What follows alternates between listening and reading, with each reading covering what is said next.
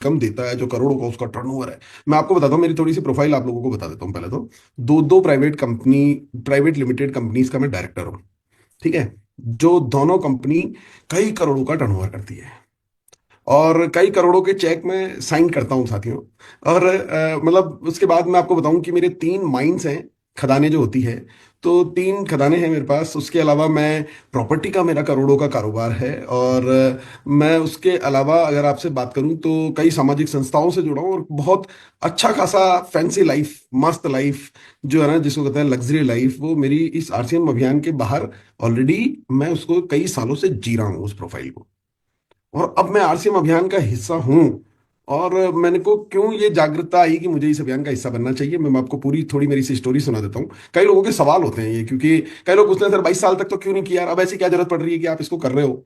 तो मैं आप लोगों को बता दूं कि 22 साल तक, इस 19 साल तक तो मैं इसको सुनना ही पसंद नहीं करता था, समझना ही नहीं चाहता था, दिमाग का शटर ही मैंने बंद कर रखा था। मैंने कहा पैसा कमाने का काम है और वो मैं कर रहा हूँ, तो मेरे को क्या जरूरत है आरसीएम समझने की। और फिर क्या होता है, कोविड की घटना आती है। कोविड आता है तो पूरी दुनिया में लॉकडाउन लग जाता है, सब कुछ बंद हो जाता है। और जब सब कुछ बंद हो जाता है तो मेरी फैक्ट्री भी बंद हो जाती है, और मेरे को इनकम आना भी बंद हो जाती है।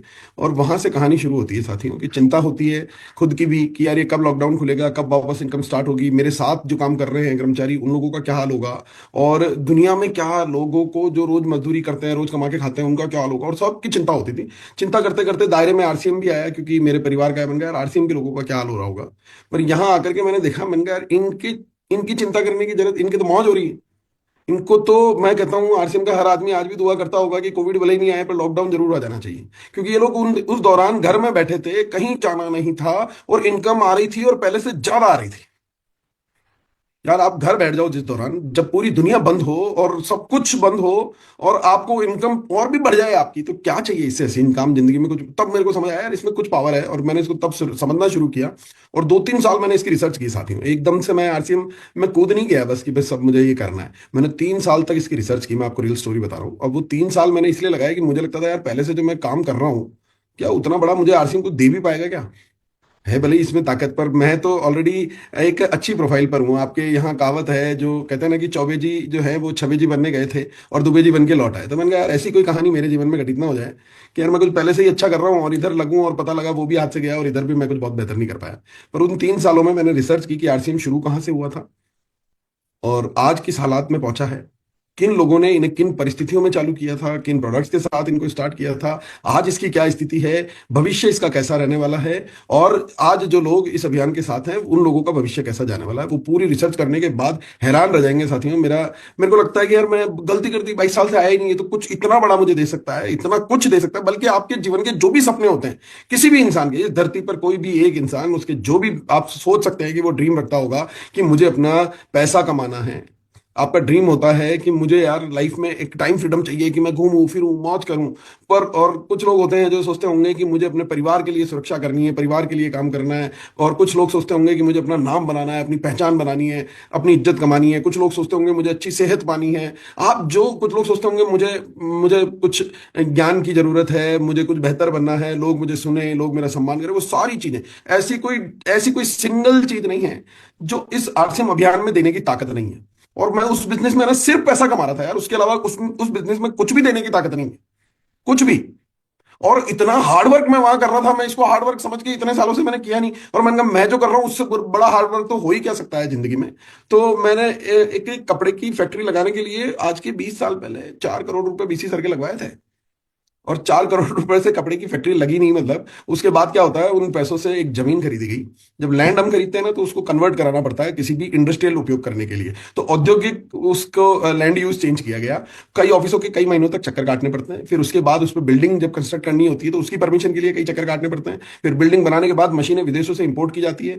तो विदेशों से इंपोर्ट करना और इंपोर्ट करके उसे पोर्ट से अपने यहाँ तक लाना, वो एक बहुत बड़ा टास्क होता है। फिर वो किया गया, फिर विदेशों से ही लोग आए, उन मशीनों को इंस्टॉल किया, इंडिया की लेबर को उन मशीनों को चलाना सिखाया।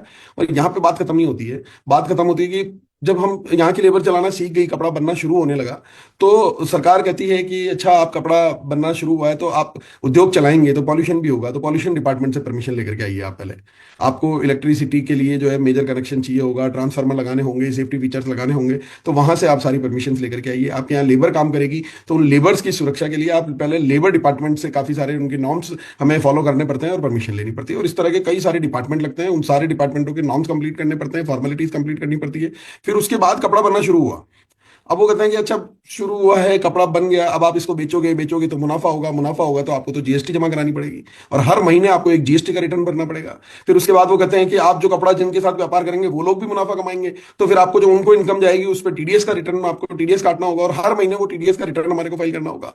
फिर आप जो पैसा कमाएंगे तो करोड़ों में कमाएंगे, तो आपको तो हर क्वार्टर में एडवांस टैक्स हमें जमा कराना होगा, हर साल के अंत में इनकम टैक्स आपको जमा कराना होगा। फिर लोकल का थाना आ जाता है, पड़ोस के रंगदार आ जाते हैं, और कई होली, दिवाली, ईद, मुहर्रम, चंदा आ जाता है, राती जगह माता जी, पिताजी, पता नहीं क्या क्या दुनिया में, और उन सब लोगों को संतुष्टि करके और इतना झमेला करने के बाद स्टाफ रखना पड़ता है, बिजली के बिल भरने पड़ते हैं, अकाउंट्स रखना पड़ता है, प्रोडक्शन देखना पड़ता है, क्वालिटी चेक देखना पड़ता है, ट्रांसपोर्टेशन देखना पड़ता है, और इतना झमेला करने के बाद जितना पैसा मैं कमा रहा हूं ना साथियों, मैं भावुकता में बह करके अपने प्रेजेंटेशन के माध्यम से बात नहीं कर रहा हूं, क्योंकि ये बातें ही दिल से निकल रही थी, और प्रेजेंटेशन में शेयर कर देता हूं, कर सकता हूं मैं पूर्णेंदु जी? बिल्कुल sir. Yes thank you, thank you, thank you, thank you, thank you. क्या मुझे इतना सा बता दें कि फुल स्क्रीन नजर आ रही है क्या? Yes yes visible. यस। तो मैं पहले, ये मैं दूसरा प्रेजेंटेशन शेयर कर चुका हूँ।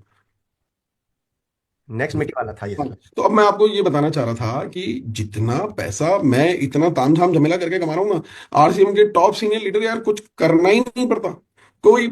आपके पास, मैं पुर्णेंदु जी से ही मेरा सवाल है कि क्या आपके पास ऐसी कोई बंधन है कि इतने घंटे तो आपको आरसीएम को रोज देने ही पड़ेंगे?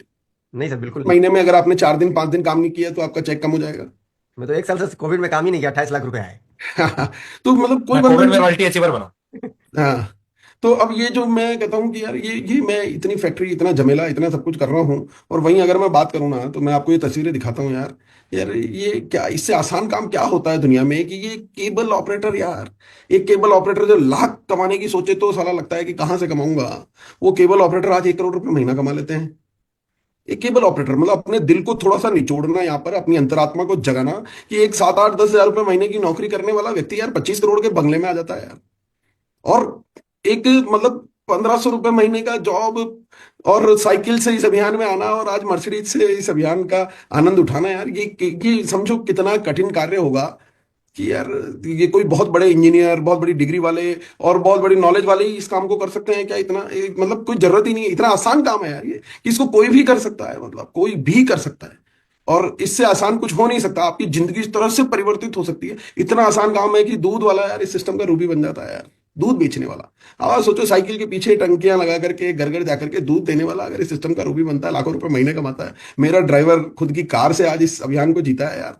तो ये इतना सरल काम है, और इन लोगों ने, किसी ने भी ना तो कोई फैक्ट्रियां लगा रखी है, ना कोई ऑफिस लगा रखे हैं, ना इनका मतलब आप सोचो यार, इनको कोई स्टाफ नहीं रखना, कोई अकाउंट्स नहीं रखने, कुछ नहीं करना, कोई माल पैक नहीं करना, कहीं डिलीवरी नहीं पहुंचानी, क्वालिटी चेक नहीं करनी, कुछ नहीं करना।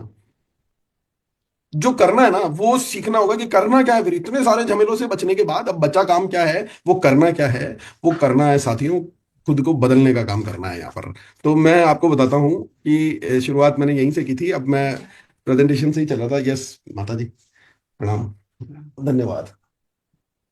तो मैं कहता हूँ साथियों यार, असंभव कुछ भी नहीं है। अब देखो, 2 साल पहले तक मेरे को लगता था मेरे में नॉलेज नहीं है, मैं ये कर नहीं सकता। मैं आज आप लोगों के सामने हूँ, 2 वर्ष मुझे हुए हैं, और मैं अगर ये कर पा रहा हूँ ना, मुझे लगता है मैं कभी इसको कर ही नहीं सकता था। मतलब मैं आपको पर्सनल बता रहा हूँ, आरसीएम का आर भी मैं नहीं जानता था, मैं इसको, मेरे शटर बंद ही रहते थे, मैं कभी सुनने समझने की कोशिश ही नहीं करता था। और अगर आज मैं ये कर रहा हूँ ना, तो ये इतना कुछ भी किसी के लिए भी संभव है यार, किसी के लिए भी। आप मेरे, मैं अगर 2 साल में मैं ये बन सकता हूँ ना, तो आप कुछ भी बन सकते हैं। और इसलिए मैं कहता हूँ कि यार ये सबसे सरल है, सबसे बड़ा है, सबसे महान है, आपके जीवन की हर चीज आपको दे देता है, बदले में आपसे जो ये करवाना चाहता है ना, वो मतलब उससे आसान काम कुछ दुनिया में है नहीं।